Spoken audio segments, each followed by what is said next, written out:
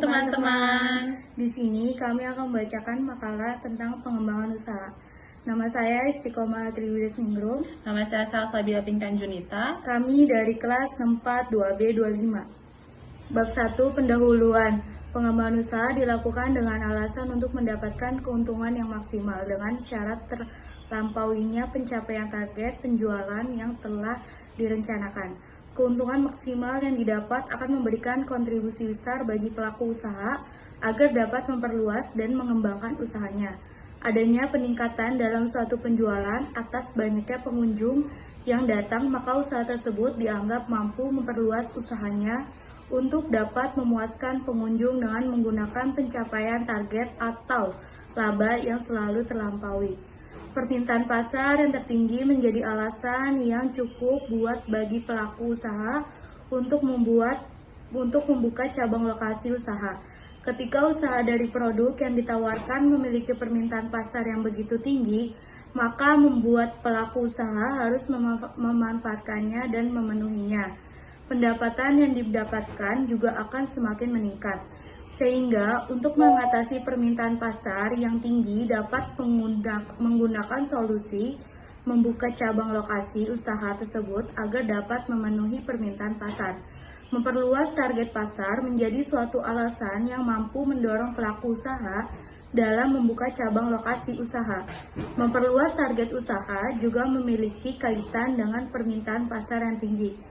Ketika pelaku usaha ingin memperluas target pasar, maka ia akan mampu menguasai daerah-daerah atau lokasi pasar yang menjadi target. 2. Rumusan masalah. Apa pengertian pengembangan usaha? Pengembangan usaha adalah tugas dan proses persiapan analitis tentang peluang pertumbuhan potensial, dukungan dan pemantauan pelaksanaan peluang pertumbuhan usaha, tetapi tidak termasuk keputusan strategi dan implementasi dari peluang pertumbuhan usaha. 2. Bagaimana tahap pengembangan usaha? Yang pertama itu ada menentukan tujuan bisnis yang akan dibangun.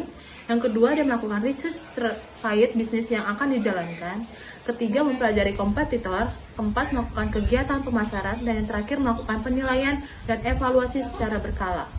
Tujuannya untuk mengetahui pengertian pengembangan usaha dan untuk mengetahui tahap pengembangan usaha.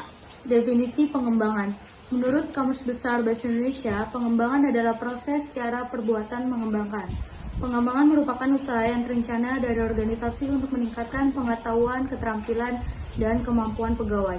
Pengembangan lebih ditekankan pada peningkatan pengetahuan untuk melakukan pekerjaan pada masa yang akan datang, yang dilakukan melalui pendekatan yang terintegrasi dengan kegiatan lain untuk mengubah perilaku kerja. Definisi usaha. Usaha adalah melakukan kegiatan secara tetap dan terus-menerus dengan tujuan memperoleh keuntungan, baik yang diselenggarakan oleh perorangan maupun badan usaha yang berbentuk badan hukum atau tidak berbentuk badan hukum, yang didirikan dan berkedudukan di suatu daerah dalam suatu negara.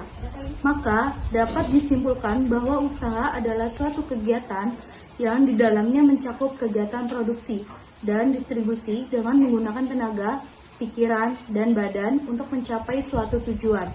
Bertitik tolak dari pengertian di atas, maka peneliti dapat mengambil kesimpulan bahwa pengembangan usaha adalah suatu cara atau proses memperbaiki. Jenis-jenis strategi pengembangan usaha. Strategi adalah alat untuk mencapai tujuan perusahaan dalam kaitannya dengan tujuan jangka panjang, program tidak lanjut, serta prioritas alokasi sumber daya. Yang pertama ada strategi pengembangan produk, kedua ada strategi pengembangannya yang terkonsentrasi, ketiga ada strategi inovasi. Jenis-jenis strategi. Kebanyakan dari perusahaan menjalankan dua strategi atau lebih secara bersamaan. Namun, strategi kombinasi dapat sangat berisiko jika dijalankan terlalu jauh dalam perusahaan-perusahaan besar. Strategi kombinasi biasanya digunakan ketika divisi-divisi yang berlainan menjalankan strategi yang berbeda.